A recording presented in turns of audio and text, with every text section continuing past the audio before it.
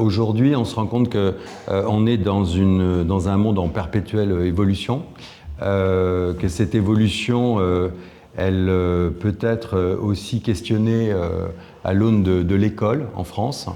On pense que le monde qui évolue en permanence doit permettre aux enfants de s'adapter au futur que nous ne connaissons pas. Et nous, en tant qu'architectes, on se dit, est-ce que l'école, elle aussi, ne doit pas évoluer pour s'adapter au monde futur qui arrive? Et donc, dans l'évolution, une ouverture de la classe, ouverture de l'école sur la ville, ouverture dans la manière d'enseigner. Toutes ces questions, nous essayons de les poser dans cette exposition sur la base de nos expériences scolaires, que ce soit des écoles maternelles, élémentaires, des collèges, des lycées.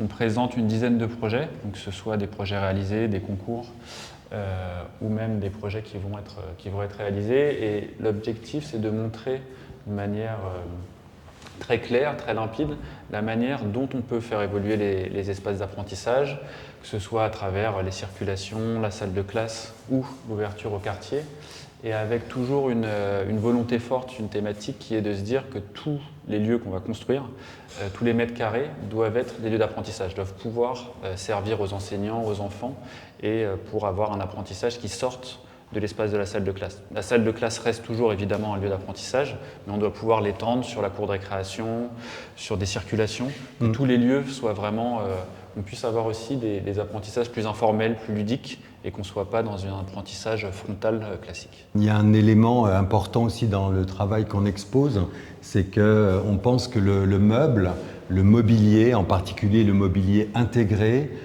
permet aux enfants, aux adolescents de s'approprier l'espace.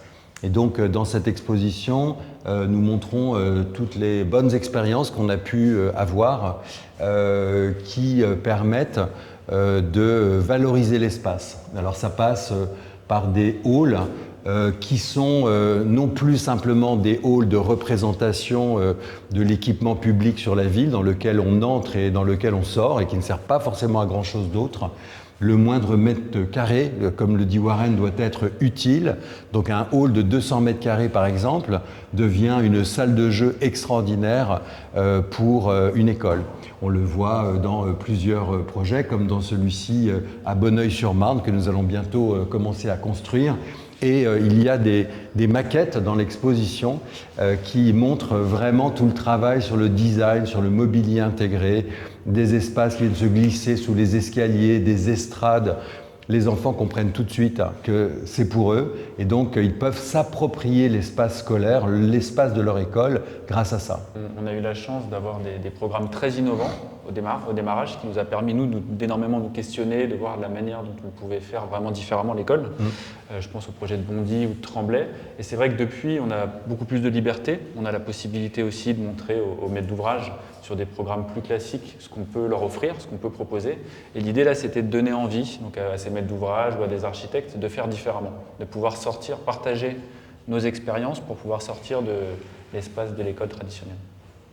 C'est vrai que ça me fait penser qu'on l'a dit, on veut faire un espèce de Vorarlberg de l'enseignement. C'est d'ailleurs une référence qui a existé en Autriche et puis aussi en Allemagne plus tard, où tous les architectes partagent leur savoir pour que les choses aillent plus vite, pour qu'elles changent plus vite. Et nous on s'est dit, la meilleure chose à faire, c'est de partager toutes nos bonnes idées avec le plus grand nombre, que ce soit avec nos confrères architectes ou avec les enseignants, les parents, tous les gens qui s'occupent de pédagogie, parce qu'effectivement, par l'exemple, on se rend compte qu'on peut dénouer des situations. Souvent, dans l'éducation nationale, on a peur du changement parce que ça va être mal accepté, mal compris, etc. Quand on peut commencer à faire visiter des groupes scolaires, des collèges ou des lycées qu'on a réalisés et qui sont différentes d'habitude, à ce moment-là, les gens se disent « Ah ouais, en fait, par l'exemple, pourquoi pas ? Effectivement, ça marche. » Et donc, sur des programmes scolaires sur lesquels il n'y avait pas de demande d'innovation particulière, grâce à ces projets-là, qui étaient construits, nous pouvions les emmener et leur montrer ce qu'on savait faire.